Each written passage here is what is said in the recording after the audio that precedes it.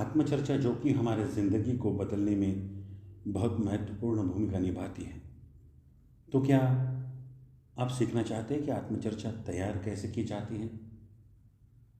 तो यह एपिसोड ज़रूर आपको सुनना चाहिए।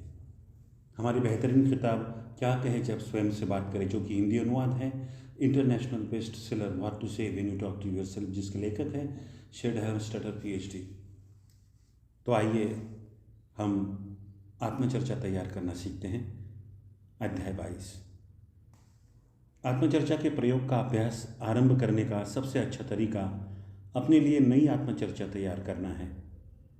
ये कितना आसान हो सकता है, ये जानने के लिए कुछ समय निकालें और किसी अत्यंत सरल विषय पर आत्मचर्चा की संक्षिप्त पटकथा लिख लें। अब यह अभ्यास मन ही मन में भी कर सकते हैं। जब मैंने द सेल्फ टॉक सॉल्यूशंस पुस्तक लिखी थी तो मैंने आत्मचर्चा के दैनिक जीवन से प्रत्यक्ष रूप से जुड़े हुए कुछ विशेष क्षेत्रों पर ध्यान दिया था। घर पर, ऑफिस में, आंतरिक तौर पर अपने आप से व्यवहार करने, दूसरे लोगों से व्यवहार करने, लक्ष्यों तक पहुंचने और व्यक्तिगत विकास करने के क्षेत्रों पर। उस पुस्तक में मैंने दैनिक जीवन के इन सभी क्षेत्रों में से प्रत्येक के लिए शब्द दर शब्द आत्मचर्चा की पूरी पटकथाएँ लिखी। ये पुस्तक किसी के लिए भी संदर्भ मैनुअल के रूप में तैयार की गई थी। इसका लक्ष्य था कि आप जीवन के लगभग प्रत्येक क्षेत्र में, अर्थात नौकरी, घर, परिवार, लक्ष्यों, समस्याओं और व्यक्तिगत संभावनाओं के लिए आत्मचर्चा का प्रयोग तत्काल आरंभ कर सके और शब्द दर शब्द आत्मचर्चा का तुरंत लाभ ले सके। उस पुस्तक को लिखने में मैंने आत्मचर्चा के कई हजार से अधिक वाक्यांशों और आत्मसुझावों पर शोध किया था, उन्हें पहचाना था और सावधानी से लिखा था। इस प्रक्रिया में मैंने ये सीखा कि यदि किसी विचार ने पहले कभी हमारे विरुद्ध काम किया है तो भी हम उसे नए शब्दों में ढालकर अपने पक्ष में काम करने का आत्मनिर्देश दे सकते हैं। हमारी आत्मचर्चा कभी काल्पनिक नहीं होती, इसमें ऐसी कोई भी और प्रत्येक चीज़ सम्मिलित होती है जिसके बारे में हम आगे विचार करेंगे। प्रत्येक चीज़ को नए शब्दों में रखा जा सकता है जिससे वह हमारे लिए थोड़े अथवा अधिक अच्छे ढंग से काम कर सके। प्रत्येक विषय के लिए सही आत्मचर्चा। जब आप अपनी आत्मचर्चा को नए शब्दों में रखना आरंभ करें तो मन में आने वाले किसी भी विषय को चुन सकते हैं और उसके लिए उचित आत्मचर्चा लिख सकते हैं। आरंभ करने के लिए मैं आपको कुछ उदाहरण दूंगा। पहले मैंने ये सुझाव दिया था कि आप अतीत में अपने द्वारा प्रयुक्त नकारात्मक आत्मचर्चा के 10 वाक्यांशों की सूची बनाएं। कई बार ये जानना आश्चर्यजनक होता है कि थोड़े अभ्यास के बाद इन वाक्यांशों को बदलना कितना आसान होता है। आप नकारात्मक आत्मचर्चा के जिस भी वाक्यांश का प्रयोग करते हैं उसे सकारात्मक आत्मचर्चा में बदला जा सकता है। कुछ ही समय में आप देखेंगे कि सही तरीके से उनका प्रयोग करना पुराने तरीके जितना ही आसान और स्वाभाविक है। आइए हम आत्मचर्चा के वाक्यांशों के कुछ ऐसे उदाहरण लेते हैं जो नकारात्मक आत्मचर्चा की साधारण सूची में मिल सकते हैं। हो सकता है कि ये उदाहरण वे न हो जिनका प्रयोग आप करते हो, लेकिन उन्हें बदलने की प्रक्रिया वैसी ही होगी जो यहाँ बताई जा रही है। यहाँ नकारात्मक आत्मचर्चा की एक सैंपल सूची दी जा रही है। हो सकता है कि ये उदाहरण आपकी आत्मचर्चा के अनुरूप न हो और वे आपके सामने की समस्याओं या अवसरों से मेल न खाता हो, लेकिन फिर भी उनमें समानता होगी। 1, ऑफिस में मेरे लिए चीज़ें ठीक नहीं हो रही है। 2, अब मैं अपने बेटे के साथ संवाद नहीं कर पाता। ये कोई भी व्यक्ति हो सकता है जिसके बारे में आपको लगता हो कि आपको उससे बातचीत करने में कठिनाई आती हो। 3, मुझे प्रातःकाल बिस्तर से उठने में कठिनाई होती है। 4, आज बड़ा कठिन दिन है। 5, मुझे अधिक व्यायाम करने की आवश्यकता है। 6, मैं अधिक पैसे बचाना चाहता हूँ पर ऐसा नहीं कर पाता। 7, काश मेरे पास अधिक समय होता। पिछले अध्यायों में हमने आत्मचर्चा की जिन पटकथाओं के बारे में बात की है उसे याद करें। यदि आपने अपनी नकारात्मक आत्मचर्चा के उदाहरण लिखे हैं तो आप अब उन्हें एक अलग तरीके से दोबारा लिख सकते हैं, सकारात्मक तरीके से और वर्तमान काल में। यदि आपने कोई सूची नहीं बनाई है तो मस्तिष्क में आने वाली नकारात्मक आत्मचर्चा के उन उदाहरणों के बारे में सोचें और मानसिक रूप से वही करें, उन्हें नए शब्दों में ढालें। उदाहरण 1, ऑफिस में मेरे लिए चीज़ें ठीक नहीं हो रही है। इस आत्मकथन को आसानी से इस रूप में बदला जा सकता है। मैं अपने काम का आनंद लेता हूँ मैं समस्याओं को समझता हूँ और उनका समाधान भी पा लेता हूँ। उदाहरण 2, अब मैं अपने बेटे के साथ संवाद नहीं कर पाता। स्वयं को पराजित करने वाले इन शब्दों के साथ अपने अवचेतन मन की प्रोग्रामिंग करने की अपेक्षा इसे आसानी से एक नए सेल्फ प्रोग्राम में डाला जा सकता है। मैं सुनने, बात करने और संवाद करने के लिए समय निकालता हूँ। मैं धैर्यवान और समझदार हूँ। ये इतना महत्वपूर्ण है कि इस पर काम करना चाहिए और अब मैं इस पर काम करता हूँ। उदाहरण 3, मुझे सुबह बिस्तर से उठने में कठिनाई होती है। अपने आप को ये बताने से आपको बिस्तर से आसानी से उठने में कोई सहायता नहीं मिलेगी।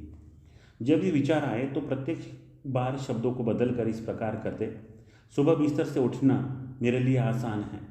मैं उठता हूँ और लक्ष्यों को प्राप्त करने में जुट जाता हूँ। कुछ दिनों तक या जितने लंबे समय तक आवश्यकता हो इसे अपने सामने दोहराए। अंततः आपके वे पुराने प्रोग्राम नष्ट हो जाएंगे जिनके कारण आपको प्रातःकाल उठने में कठिनाई होती थी। ध्यान रखें कि 1-2 वाक्यांशों को बदलने से ही आपके जीवन में बड़ा भारी परिवर्तन नहीं हो पाएगा। यदि आप अधिक परिवर्तन करना चाहते हैं तो आपको सभी पुराने वाक्यों को बदलना होगा। किसी विषय पर आत्मचर्चा करते समय आप पुरानी आत्मचर्चा को जितना अधिक बदलते हैं और नई आत्मचर्चा का जितना अधिक प्रयोग करते हैं, परिवर्तन करने और उसे स्थायी रखने के मामले में आपका प्रदर्शन उतना ही अच्छा सिद्ध होगा। उदाहरण 4, आज कठिन दिन है। ये शब्द दोबारा कहने की अपेक्षा सोचें कि आपका अवचेतन मन क्या सुन रहा है। यदि आप अपने आप को ये केवल इसलिए बता रहे हैं क्योंकि ये कठिन दिन था, तो इस आत्मचर्चा के कारण आप उस दिन कम सफल अनुभव करेंगे और इससे आपके अवचेतन मन को विश्वास हो जाएगा कि आप वास्तव में असफल हो गए हैं।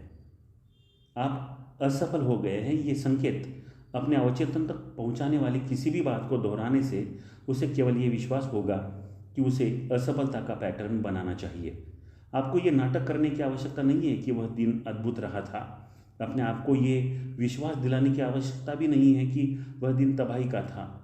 आपने कड़ा परिश्रम किया पर चीज़ें वैसी नहीं हुई जैसे आप चाहते थे। अपने आप को थोड़ा अवकाश दें और इस विचार को इस प्रकार नए अंदाज में दोबारा ढालें। आज अच्छा दिन था। मैं अपने बारे में अच्छा अनुभव करता हूँ और कल और भी अच्छा होगा। समस्याओं या कड़े परिश्रम में मुंह नहीं मोड़ना, आपको तो शिखर पर पहुंचना है। उदाहरण 5, यदि आप सचमुच उत्तम शारीरिक गठन प्राप्त करना चाहते हैं और इस बारे में कुछ नहीं कर पाए हैं तो अपने आप से ये वाक्य कहने की आवश्यकता नहीं है, मुझे अधिक व्यायाम करने की सचमुच आवश्यकता है। इसका परिणाम केवल ये होगा कि आप व्यायाम को टालते चले जाएंगे। मुझे आत्मचर्चा का ये वाक्य पसंद है, मैं प्रतिदिन व्यायाम करता हूँ। मैं इसमें कुछ और समर्थनकारी वाक्य जोड़ दूंगा। मुझे व्यायाम करने में आनंद आता है और इससे मुझे जो एहसास होता है उसे मैं सचमुच पसंद करता हूँ। मैं मानसिक और शारीरिक रूप से अपने को सही आकार में रखना पसंद करता हूँ। मैं अच्छा दिखता हूँ और अच्छा महसूस भी करता हूँ। दैनिक व्यायाम ही मुझे ऐसा बनाए रखता है। मैं प्रत्येक दिन की उत्सुकता से प्रतीक्षा करता हूँ ताकि अपने शरीर और अपने मस्तिष्क की कसरत कर सकूँ और अपने आप को फिट तथा विजेता बनाए रख सकूँ। उदाहरण 6, मैं अधिक धन बचाना चाहता हूँ लेकिन ऐसा कर नहीं पाता।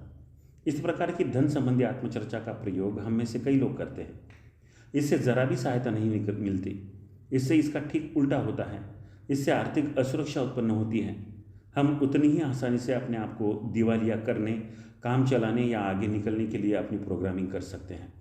पर्याप्त या थोड़ा अधिक होना कुछ लोगों के लिए बहुत महत्वपूर्ण होता है, लेकिन इसे संभव बनाने के लिए हमें जो सुनने की आवश्यकता होती है प्रायः हमें उसका ठीक उल्टा करना सिखाया गया है। मैं उतना कमाने के योग्य हूँ जितनी मुझे आवश्यकता है और उससे भी अधिक। मैं पैसे बचाने में योग्य हूँ। हर महीने बिना नागा मैं थोड़ा पैसा अलग रख देता हूँ। प्रत्येक सप्ताह, प्रत्येक महीने और प्रत्येक वर्ष में आर्थिक दृष्टि से अधिक सुरक्षित बनता जा रहा हूँ। अपने मन को सही दिशा और सही चुनौती दे। इसके बाद यह आपके जीवन में चीज़ों को सही करने के लिए उतना ही परिश्रम करेगा जितना कि आपको पीछे रोके रखने में कर रहा था। आपके अवचेतन मन को आर्थिक तंगी लाना कठिन नहीं लगा। इसने तो केवल वह किया जो आपने इसे आदेश दिया। यदि आप परिवर्तन नहीं करते तो ये भी नहीं करेगा। यदि आप बेहतर आर्थिक नींव बनाना चाहते हैं तो अपने अवचेतन मन के साथ बातचीत करें। इससे वह करने को कहे जो आप करना चाहते हैं। हो सकता है कि परिणाम रातों रात न मिले, लेकिन मिलेंगे अवश्य। उदाहरण 7, काश मेरे पास अधिक समय होता। अब इन शब्दों को बदलकर यूं कर दे, मैं समय का सृजन करता हूं और वह करने का समय निकाल लेता हूं जो मुझे करना होता है। संभवतः ऐसा एक भी इंसान नहीं होगा जिसके पास कुछ भी खाली समय न हो। व्यस्ततम व्यक्ति भी वह काम करने के लिए समय निकाल लेता है जिसका वो सचमुच चुनाव करते हो। समस्याएं तब पैदा होती है जब हम भूल जाते हैं कि हमारे पास वह साधन है कि हम अपना समय कैसे बिताएं। यदि पर्याप्त समय न होना एक समस्या है तो मैं ये भी जोड़ूंगा, मैं ये चुनने के लिए उत्तरदायी हूँ कि मैं कब, कहाँ और कैसे समय बिताता हूँ। मैं अपना समय ऐसे ढंग से बिताने का चुनाव करता हूँ जिससे मुझे जीवन में बड़े बड़े लाभ मिले। आत्मचर्चा के ये चंद शब्द यदि कई बार बोले जाएं और प्रत्येक अवसर पर बोले जाएं तो ये आपको दोबारा नियंत्रण में ले आते हैं। तब इसका परिणाम ये हो सकता है कि आप समय प्रबंधन पर कोई पुस्तक पढ़ें और उसमें दिए गए विचारों पर चलना आरंभ कर दें। हो सकता है कि आप कुछ कम उत्तरदायित्व लें, अधिक बार ना कहे, अपनी दिनचर्या को दोबारा व्यवस्थित करें या कम समय बर्बाद करें और उन चीज़ों को करने में अधिक समय बिताएं जिन्हें आप करना चाहते हैं। आत्मचर्चा इसी प्रकार काम करती है। यह आपके अवचेतन मन को विशिष्ट दिशा निर्देश देती हैं और समस्या पर काम करने को कहती हैं। यदि आप अवचेतन मन को सही निर्देश देते हैं तो वह सही समाधान सुझा देगा। ये केवल कुछ उदाहरण हैं जो बताते हैं कि हम अपने शब्दों को जब चाहें तब आत्मचर्चा के विशिष्ट वाक्यों में कैसे बदल सकते हैं। थोड़ा सोच विचार करने पर हम में से अधिकांश लोग दर्जनों उदाहरण सोच लेंगे। उनमें से प्रत्येक को इसी प्रकार नए शब्दों में ढाला जा सकता है। मैंने देखा है कि पुराने शब्दों को कागज़ पर लिखने से सहायता मिलती है। दोबारा पढ़ते समय ये देखना आसान हो जाता है कि ये क्यों कारगर नहीं रहा।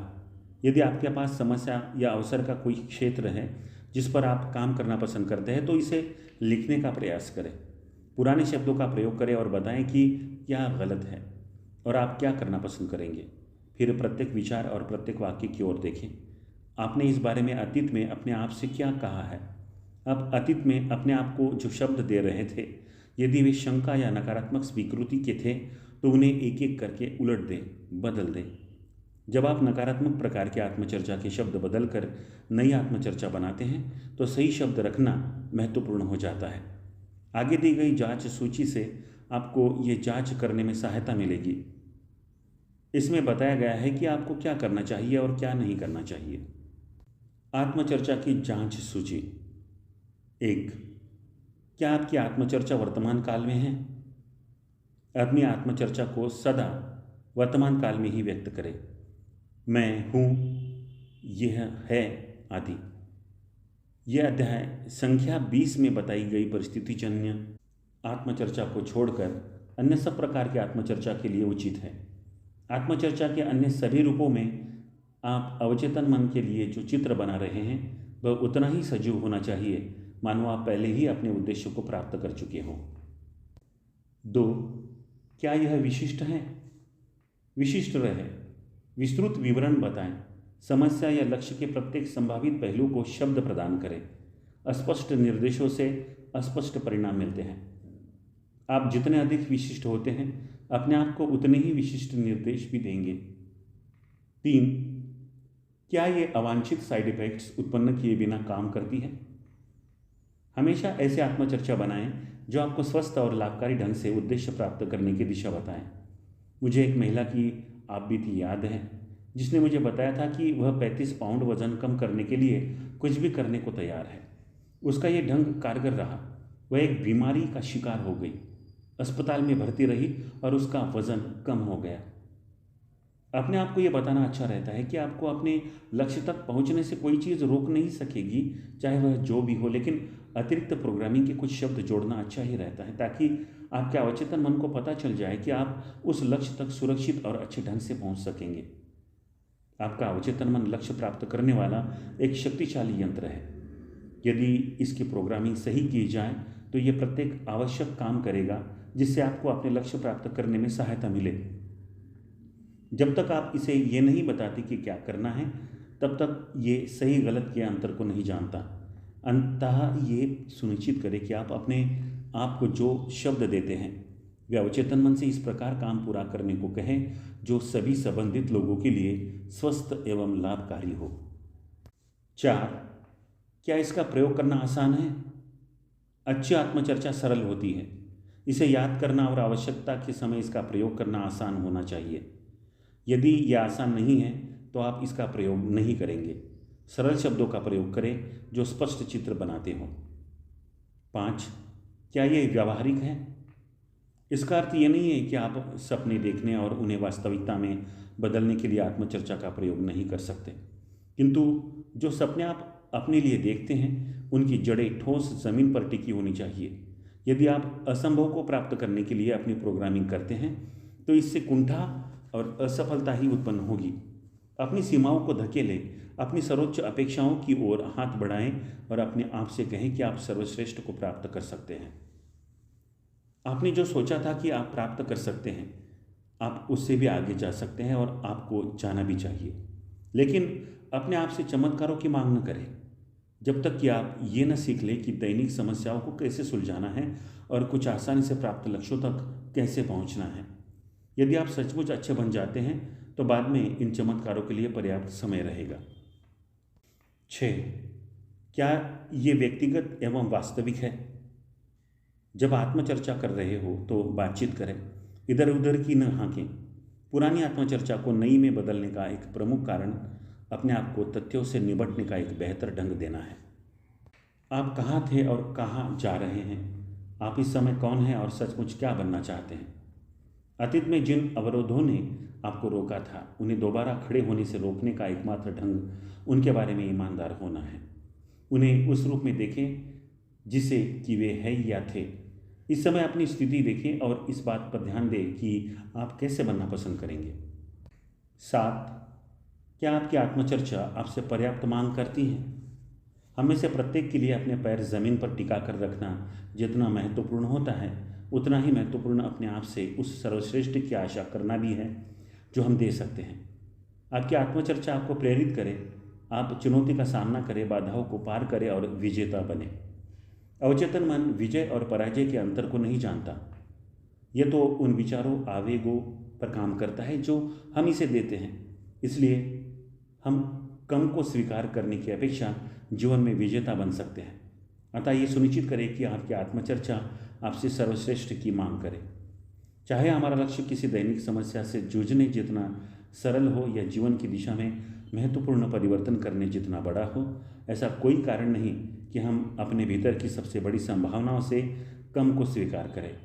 आत्मचर्चा उस सबसे महान संभावना का प्रतिबिंब होनी चाहिए जो आप अपने भीतर संजोए हुए हैं। अपने मूल्यों को कभी कम ना आंकें। ये सुनिश्चित करें कि आपकी आत्मचर्चा आपकी सच्ची संभावनाओं को पहचाने और अपने सर्वश्रेष्ठ बनने की आशा करें। आप आत्मचर्चा का किसी भी रूप में प्रयोग करें, पर इस जांच सूची को ध्यान में रखें। यदि आपकी आत्मचर्चा इन दिशा निर्देशों का पालन करती है तो गलत ढंग से अपनी प्रोग्रामिंग करने की चिंता करने की अपेक्षा आप आश्वस्त रह सकते हैं कि आप अपने आप को सही दिशा दे रहे हैं और सही परिणाम पाने के लिए अपने आप को निर्धारित कर रहे हैं। अब तक शायद आपने इस पुस्तक में बताई गई आत्मचर्चा की तकनीकों का प्रयोग करना शुरू कर दिया होगा, और यदि आपने इस बारे में जागरूक होना शुरू कर दिया है कि आप क्या बोलते हैं और कैसे बोलते हैं, तो आप सही दिशा में आगे बढ़ रहे हैं। तो दोस्तों, आत्मचर्चा तैयार करना सिखाने वाला ये बहुत महत्वपूर्ण एपिसोड यहाँ पर पूर्ण होता है। इस ज्ञान को बांटने के लिए मेरा यूट्यूब चैनल इमोशनल ब्रेन को ज़रूर सब्सक्राइब करें और ये ज्ञान अपने दोस्तों रिश्तेदारों में बांटें, इस वीडियो को शेयर करें। मिलते हैं अगले एपिसोड में, तब तक के लिए धन्यवाद। वंदे मातरम।